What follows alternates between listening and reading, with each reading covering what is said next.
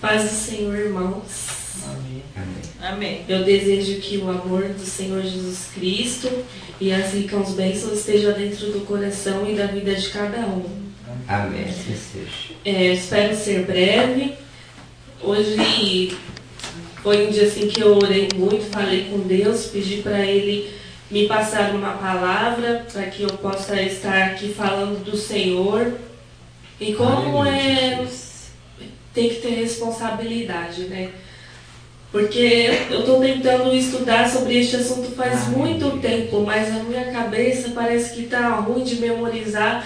Não sei se é a ansiedade, o medo, e eu peço para o Senhor me libertar disso. Porque para nós falarmos do nosso Deus, que é o Todo-Poderoso, que é dono de todas as coisas, por que nós temos que temer, na verdade? Então eu peço para o Senhor, se outras pessoas também têm esse sentimento, essas coisas, que o Senhor também liberte vocês. E eu peço para Ele me libertar disso também. E que, como o Senhor colocava os discípulos para falar dele, falava para eles não temer e ir lá e falar. Mas eles pensavam, mas eu vou falar o que, Senhor? Não precisa você ficar pensando, porque eu vou falar na sua boca. Então, Amém. que assim também possa ser na nossa vida, em nome de Jesus. Graças a Deus. E que a honra, a glória, o louvor, a adoração neste lugar seja somente para Ele. Amém? Assim seja, em nome de Jesus. Eu gostaria de falar sobre a história de Judá, o filho de Jacó. Porque esses dias assim eu estava pensando sobre Judá. E eu me perguntava assim, mas Deus, por que Jesus ele veio da genealogia e descendência de Judá? Porque para mim, José, ele foi o melhor. Porque ele que viveu lá no Egito, ele que sofreu, ele que foi vendido pelos seus irmãos. Eu pensava, não, Jesus ele tinha que vir, na verdade, da descendência de José e não de Judá. Aí Deus falou para eu abrir a minha Bíblia e estudar, para eu poder compreender porque Jesus Cristo e Davi foi tirado da genealogia de Judá. E eu fui conhecer um pouco mais da pessoa dele, para depois eu questionar e querer falar alguma coisa. E o Senhor me mostrou a transformação que houve na vida de Judá. Porque quando nós lemos a Bíblia, por exemplo, e observamos a vida de Jacó e Esaú, seu irmão, por eles serem filhos de Deus, descendência da tribo de Israel, povo escolhido, nós pensamos assim, eles têm que crescer e já tem que ser aquelas pessoas cristãos perfeitos, que adorem somente a Deus, que sejam santos, que obedeçam a Deus em tudo. Só que conforme a gente vai vendo o dia a dia deles, a gente vê, poxa vida, mas eles não servem ao Deus único e verdadeiro, por que eles estão cometendo esses erros? Então, Deus mostrou que até no Velho Testamento é preciso conversão e mudança de caráter. E assim aconteceu na vida de Judá. Eu gostaria de ler aqui em Gênesis 29 e 35. Eu vou falar sobre a oferta de Judá. Em Gênesis 29 e 35, eu vou dar uma introdução, porque Jacó, ele trabalhou muito para se casar com a mulher que ele muito amava, que se chamava Raquel. Só que no dia que ele pensou que ele ia passar a noite de núpcias dele com Raquel, era Leia, que era a irmã mais velha de Raquel. Só que Leia, ela era desprezada, porque ela sabia que ele amava mais a Raquel. E nisso, Deus abençoou Leia, abrindo a madre para ela, e ela pôde conceber filhos. E Raquel já não teve esse privilégio. E foi o primeiro, foi o segundo, foi o terceiro. E aqui no 29:35, deixa eu ler para vocês. Aleluia, Jesus. Aqui, no primeiro filho que ela teve, ela falou assim: vendo, pois, o Senhor que Leia era aborrecida, abriu a sua madre, porém Raquel era estéril, e concebeu Leia, e teve um filho, e chamou o seu nome Ruben, que é o primogênito, dizendo: porque o Senhor atendeu a minha aflição, por isso agora me amará o meu marido. E concebeu outra vez, e teve um filho, dizendo: Porquanto o Senhor ouviu que eu era aborrecida, me deu também este, e chamou o seu nome Simeão. E concebeu outra vez, e teve um filho, dizendo: agora esta vez se ajuntará meu marido comigo, porque 3 filhos lhe tenho dado. Por isso chamou o seu nome Levi. E o quarto, e concebeu outra vez, e teve um filho, dizendo: esta vez louvarei ao Senhor. Por isso chamou o seu nome Judá, e cessou de ter filhos. Então, eu fiquei observando, a vida de Leia. Os 3 primeiros filhos que ela teve, ela estava preocupada em agradar o marido dela, assim, agora meu marido vai olhar para mim, porque eu estou dando filho para ele. Quando foi o segundo, ela estava preocupada no seu marido, e no terceiro, no quarto, ela falou assim: não, quer saber? Agora eu vou dar a honra, a glória e o louvor para o Senhor, porque Ele está me abençoando, me abriu a madre, e eu estou sendo abençoada, então eu vou adorar somente a Ele. E aí também eu já percebi que houve uma mudança na vida da Leia. Deus já estava ali mostrando para ela que ela também teria que ter uma mudança. Mas, para ser breve, eu vou ler Gênesis capítulo 44, que José prova os seus irmãos. Aleluia, Jesus. Porque Judá, a vida dele foi muito complicada, porque ele teve 2 filhos, Er e Onã, e esses 2 filhos se casaram com a sua nora, que se chamava Tamar, que ele conheceu a sua esposa sua. Aí ele teve o Er e pegou uma moça chamada Tamar e deu para se casar com seu filho. Só que esse Er, ele fazia o que era mal perante os olhos do Senhor. Não explica o que é, mas falava que ele fazia mal perante os olhos do Senhor. E o Senhor permitiu que ele morresse. E quando isso acontece, numa família israelita, o pai tem que dar o seu outro filho para essa mulher não ficar sozinha, para que ela dê descendências. E isso ele deu outro filho, Onã. O que aconteceu? O outro filho também fez o que era mal perante os olhos do Senhor. Aí o Senhor também permitiu que ele morresse. Só que com isso, ele tinha outro filho, Judá, que se chamava Sela. Era para ele dar esse outro filho para Tamar. Aí ele falou para ela: você espera ele crescer mais um pouco, amadurecer, que aí você se ajunta com ele. Só que o tempo passou e ele não fez conforme as leis. Ele mentiu para ela. E ela, querendo ser justa e tentar corrigir o que fez de errado, ela foi, se fingiu de prostituta. O seu sogro veio, encontrou com ela no caminho, resumindo, se deitou com ela e ela ficou grávida do sogro e estava grávida de gêmeos. Só que ela fazendo isso, ele não sabia que era ela. Quando ele ficou sabendo o que aconteceu, falaram: a sua nora está grávida. Ele falou: isso é um pecado, ela tem que ser queimada. Aí ela tinha guardado um cajado dele em sinal assim de troca. Ela foi e falou assim: eu estou grávida de quem pertence este cajado. Vou falar assim porque eu não sei a palavra certa. Aí ele foi e reconheceu que era dele, e ele falou assim: ela está mais certa do que eu, porque eu pequei não dando o meu filho para ela. E ela tentou se justificar e mostrou para mim que eu estava errada. Aí ele reconheceu. Aí também eu já vi que Deus estava mostrando que Judá, ele reconheceu que foi injusto com Tamar, porque ele tinha que ter cumprido o voto de ter dado a Sela, seu filho, a ela, e ele não fez assim. Mas então aqui em Gênesis 44, que José prova seus irmãos, que todos sabem que José lhe foi vendido pelos seus irmãos, e Judá foi um dos que deu a ideia para vender José. O outro queria acabar com ele. Aí ele falou assim: não, vamos vender ele, não vamos manchar a nossa mão do sangue do nosso irmão, vamos vendê-lo. E nisso Rubens não estava no meio. Quando Rubens voltou, o irmão dele já tinha sido vendido pelos ismaelitas. e eles rasgaram suas vestes, Rubens rasgou sua veste, chorou muito, mas foi e levou essa notícia para o pai deles, que tinha vendido seu irmão José, o filho que Jacó mais amava, que era de Raquel.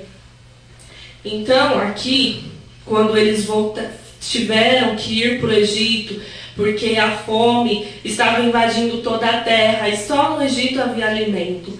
Aí os irmãos de José foram obrigados a ir para o Egito para buscar alimento. E chegando lá, eu também percebi assim, que Judá é ele que intercede pelos seus irmãos, sendo ele o quarto filho, ele faz o papel do primogênito. Então eu vou ler aqui. Primeiro, uma das características que eu notei. Ele assumiu a responsabilidade pela segurança de Benjamim. Aqui é porque assim, eles foram para o Egito e José ficou questionando eles sobre a sua família. Seu pai ainda vive? Você tem outro irmão? E eles foram contando, sim, meu senhor, nós temos. E não reconheceu que era o seu irmão José. Na volta, quando eles iam voltar, José falou assim, vocês não verão a minha face se vocês não trouxerem o seu irmão mais novo. Aí eles voltaram pensando, e agora? O que nós iremos falar para o nosso pai? Porque José e Benjamim eram filhos de Raquel, da mulher que ele mais amava. E eram os filhos que eles tinham mais prestígio, assim. Era como se fossem os separados para ele.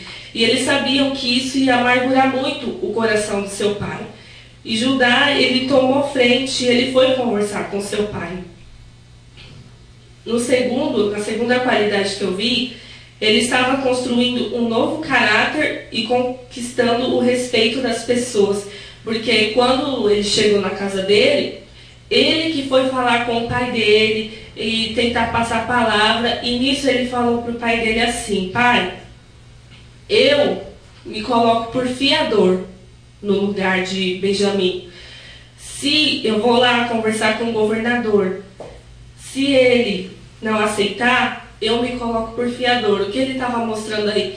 Que ele estava se colocando como escravo no lugar de Benjamim. Terceiro, Judá, que apoiou vender o filho preferido de seu pai como escravo, depois também se ofereceu como escravo para salvar a vida de outro predileto. Então vamos ler aqui no 44, eu vou ler a partir do 16 para que vocês possam entender.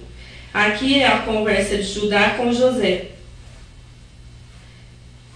Então disse Judá, que diremos a meu senhor? Que falaremos? E como nos justificaremos? Achou Deus a iniquidade de teus servos. Eis que somos escravos de meu senhor, tanto nós como aquele em cuja mão fui achado o copo. Essa passagem aqui, Benjamim já tinha ido e eles estavam retornando para sua terra. E José mandou fazer de propósito, colocar uma taça de prata no cesto de Benjamim.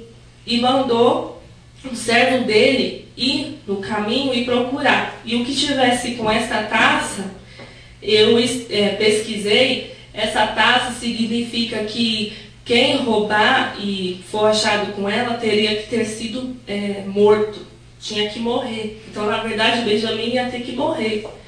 Só que aí, aqui está a conversa deles. No 17 diz assim, mas ele disse, longe de mim que eu tal faça, o varão em cuja mão o copo foi achado, aquele será meu servo, porém vós subi em paz para vosso pai. Então Judá se chegou a ele e disse, ai, senhor meu, deixa, peço-te, o teu servo dizer uma palavra aos ouvidos de meu senhor, e não se acenda a tua ira contra o teu servo, porque tu és como Faraó.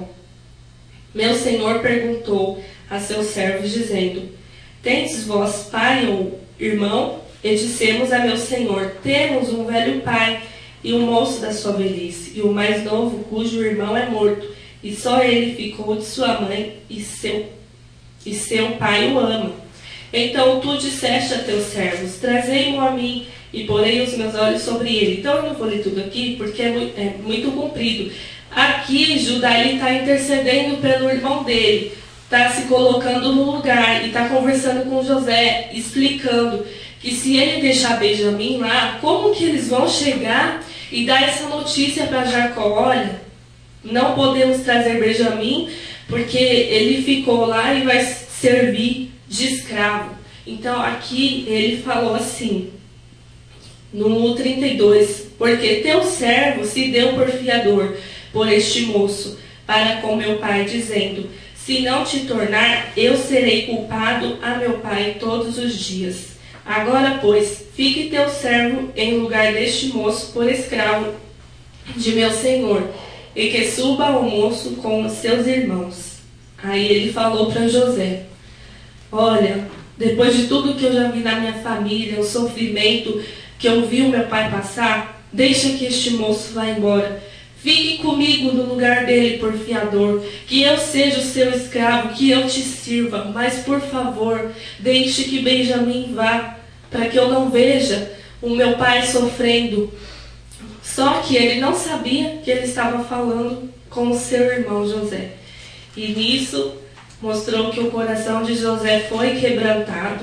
Na hora ele não aguentou, começou a chorar, pediu para os seus servos saírem do lugar, e ali ele confessou e falou quem ele era verdadeiramente, e todos os seus irmãos se alegraram. Lógico que na hora veio a vergonha, né, de saber o que eles fizeram com seu irmão, venderam, e José falou, não é para vocês irem de volta para o caminho, brigando entre si, porque tudo isso aconteceu, não foi por vontade mesmo de vocês, mas foi por vontade de Deus, porque Deus sabe do amanhã, e Ele sabia que ia vir fome sobre toda a terra, e Deus me mandou para o Egito como governador, para governar e para guardar alimento para todas as pessoas. Então, às vezes, nós pensamos que as coisas ruins que vêm na nossa vida, alguma pessoa fez alguma coisa de ruim para você,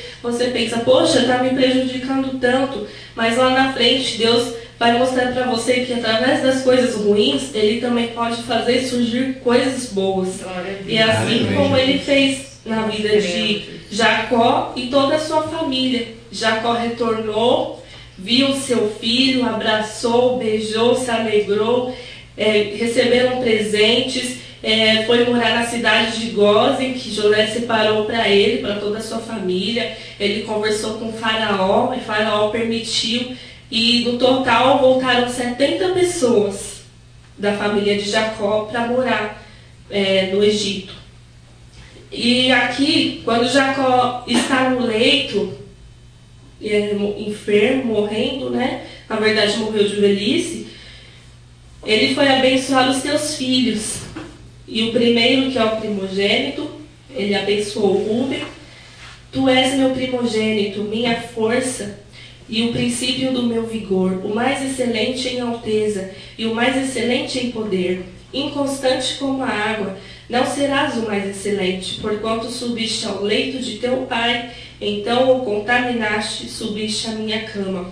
Então o Rubens, pode ver que Jacó abençoou ele, mas como é que diz aqui, o mais excelente, ele não seria o mais excelente, porque no passado ele teve alguns erros e ele se deitou com a mulher do pai dele. E isto ficou no coração de Jacó, um filho se deitar, porque naquela época eles podiam ter mais de uma mulher, e ele se deitou com a mulher de seu pai, então ele contaminou o leito de seu pai. E nisso ele falou, então você não serás o mais excelente. E eu fui pesquisar quem seria o mais excelente. E no capítulo 49, do versículo 8 de Gênesis, diz assim, Judá, a ti te louvarão os teus irmãos, a tua mão será sobre o pescoço de seus inimigos, os filhos de teu pai a ti se inclinarão. Judá é um leãozinho, da presa subiste, filho meu. Encurva-se e deita-se como um leão, e como um leão velho, quem o despertará?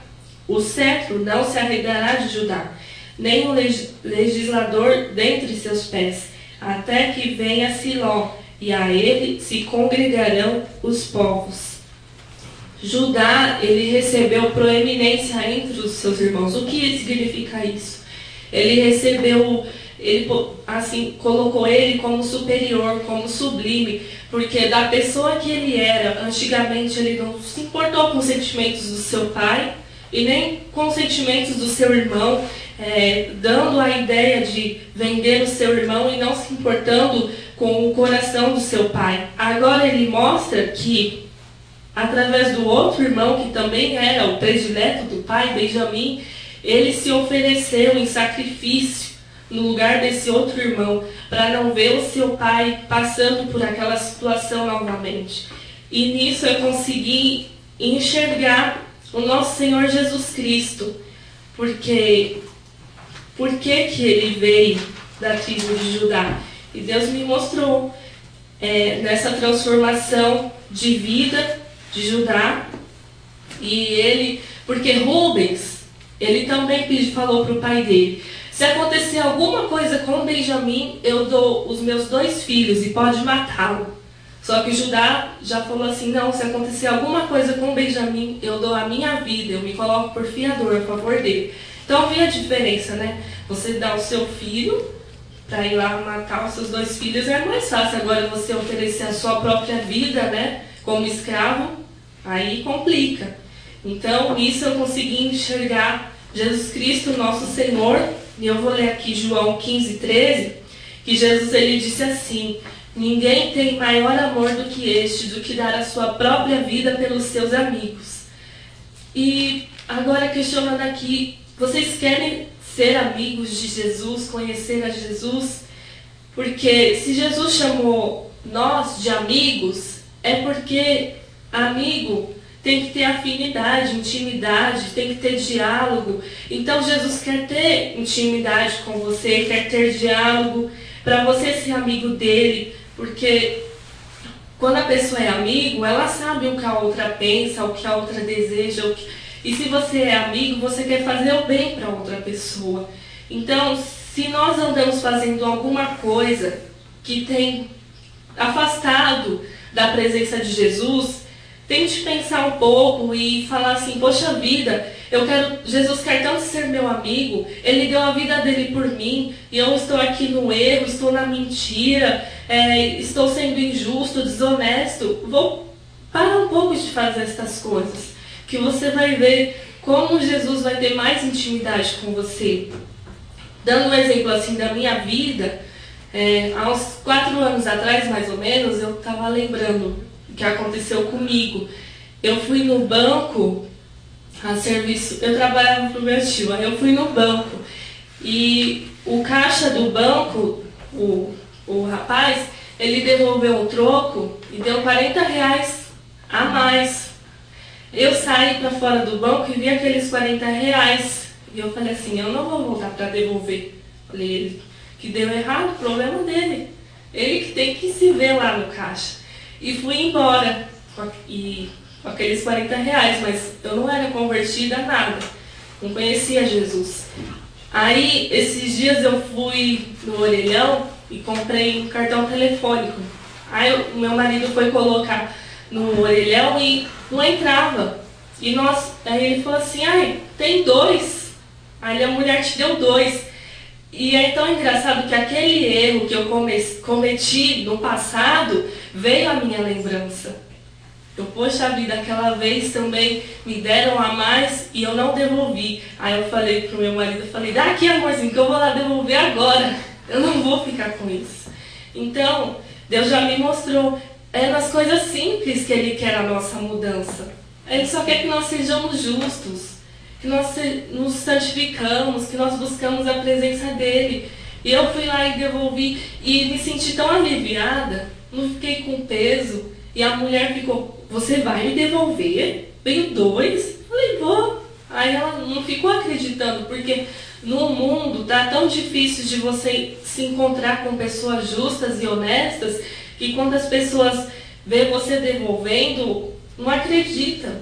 Então, que vocês possam ser pessoas justas, honestas, deixar a mentira de lado, se santificar, buscar o Senhor, conhecer a Jesus Cristo, porque Ele pagou tão caro pela nossa vida, e a nossa vida também aqui é tão passageira, então vamos lutar para agradar a Ele.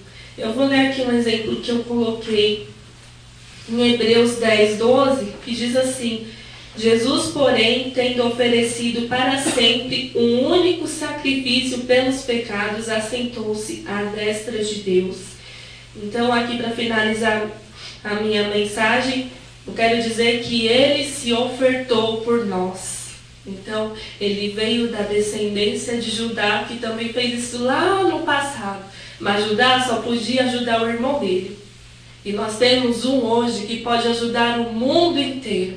E Ele não pode ajudar, não é somente a nossa carne, para nós termos, gozar da nossa vida, ter alegria, ter bens e prosperidade. O que Ele veio salvar é a minha e a tua alma. Então, que vocês possam dedicar o resto das nossas vidas, todos os dias, lembrar do Senhor e agradecer a Ele. E ter Ele como seu amigo, porque pode esperar, que o Senhor já falou assim: o seu galardão está guardado. Ele diz assim: se você somente der um copo de água para uma pessoa, você já tem o seu galardão. Então, faça a obra do Senhor, ajude e tenha comunhão e intimidade com o Senhor, porque o seu galardão já está guardado em nome de Jesus. Que Deus abençoe a todos e que os irmãos possam me perdoar pelas minhas falhas e nervosismo, mas que Deus me perdoe e abençoe a vida de cada um. Em nome de Jesus. Amém.